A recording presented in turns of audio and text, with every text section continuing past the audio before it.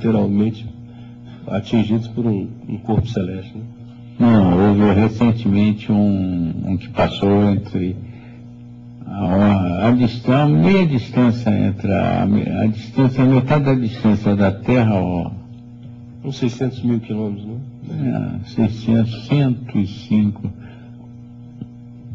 Praticamente, para nós, a sonda é muito perto. É zero, né?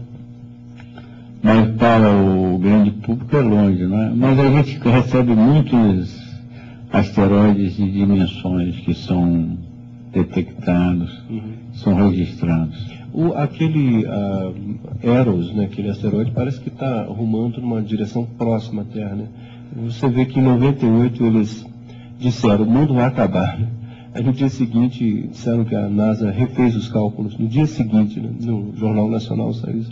Acho que as pessoas nem lembram que isso aí influenciou a filmagem do Impacto Profundo e aquele outro Armagedon, né?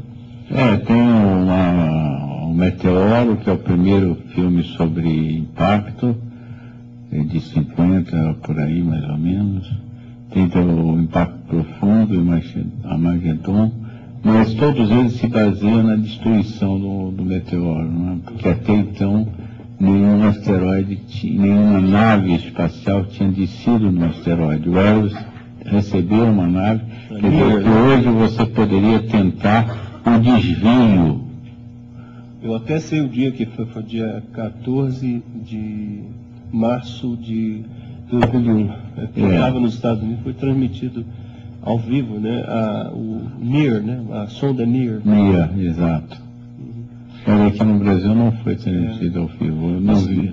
Acho que a única coisa que foi transmitida ao vivo aqui foi a chegada do Giotto a Lua? Não, Giotto descendo no ralo. Ah, sim. Na cauda, né? Foi o Manchete que apresentou isso, eu não sei porquê, um furo de reportagem. A cauda do cometa, não foi? Atravessou a cauda. Ele fotografou com grande nitidez pela primeira vez o núcleo de um cometa. Estava brincando, viu? 30 não, vamos passar para a fila lá. Não, é claro. Eu só estava esperando. Obrigado. Obrigado pela sua pergunta, muito interessante. Problema, viu? Eu só te pediria para as pessoas fazerem no microfone de lá, porque aí ninguém atrapalha ninguém na frente.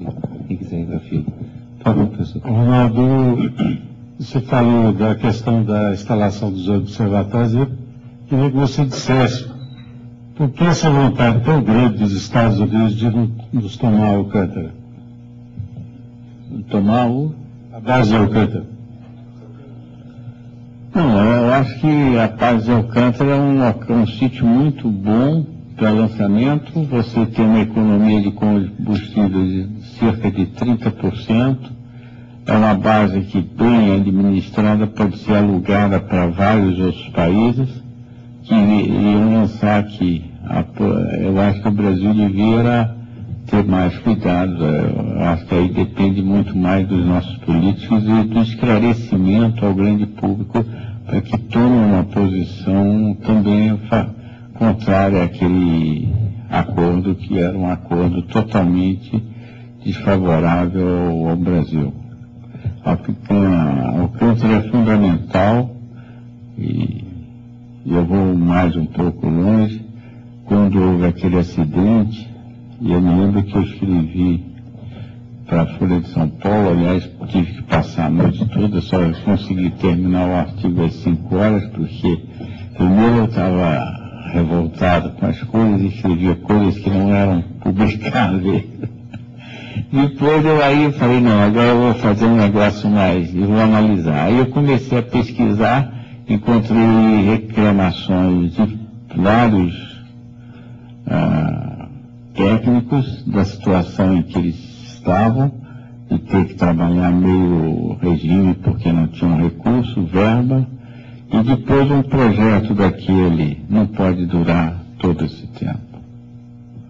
O projeto tem uma data para começar e para terminar, e as verbas começaram a cair depois do governo do Sarney. Até o governo do Sarney tinha verba suficiente. Depois foi aquele corte. Não vai, porque o problema é o seguinte, você está projetando um foguete, você tem que...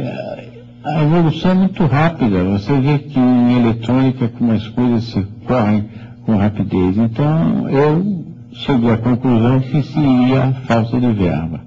Aí eu recebi uma visita lá no observatório do ministro da Ciência e Tecnologia, o Amaral falou, ainda bem que tem alguém que possa falar por a gente, porque eu fui falar que era falta de verba, chamaram a atenção. Então aí você vê mais ou menos como é que é as coisas, né? E depois a comissão chegou à conclusão que era falta de verba, que não dava, que o cientista não pode estar fazendo, cortando verba. É uma coisa de risco, de segurança, da máxima importância. E da máxima importância científica e tecnológica e de segurança para o país e de importância estratégica.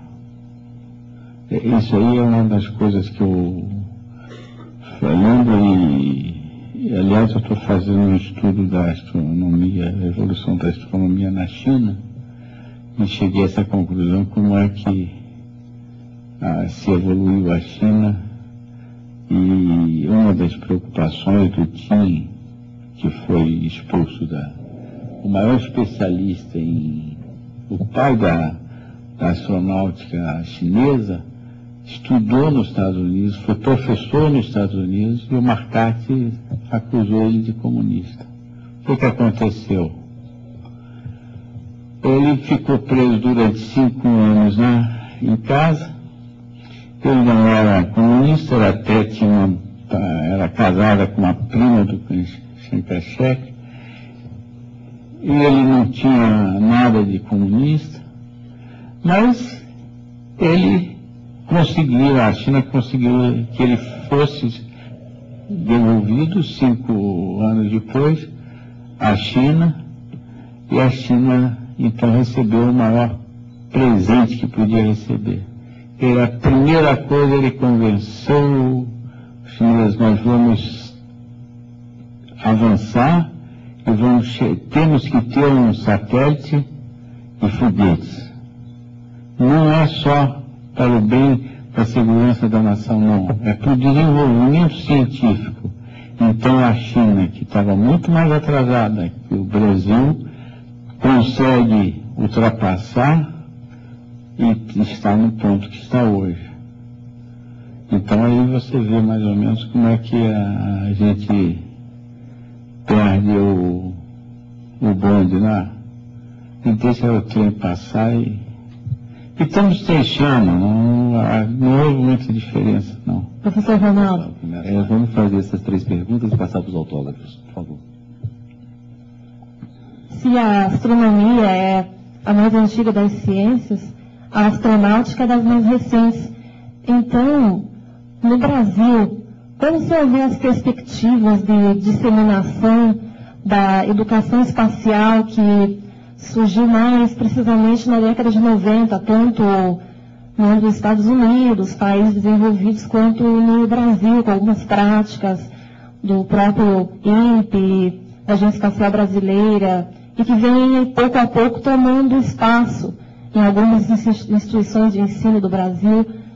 Como o senhor vê para o futuro a quebra de resistência por parte de professores, instituições, a própria questão cultural da assimilação da astronomia enquanto não apenas um aspecto de desenvolvimento científico e tecnológico, mas também parte da cultura do nosso país?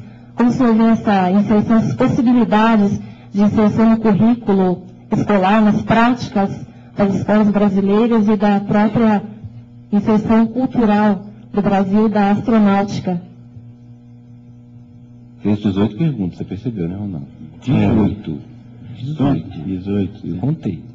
Não, mas não, a pergunta dela é interessante e é uma coisa que eu gostaria mesmo de responder, porque eu acho que há uma certa... que o pessoal jovem está descobrindo no Brasil agora, sabe?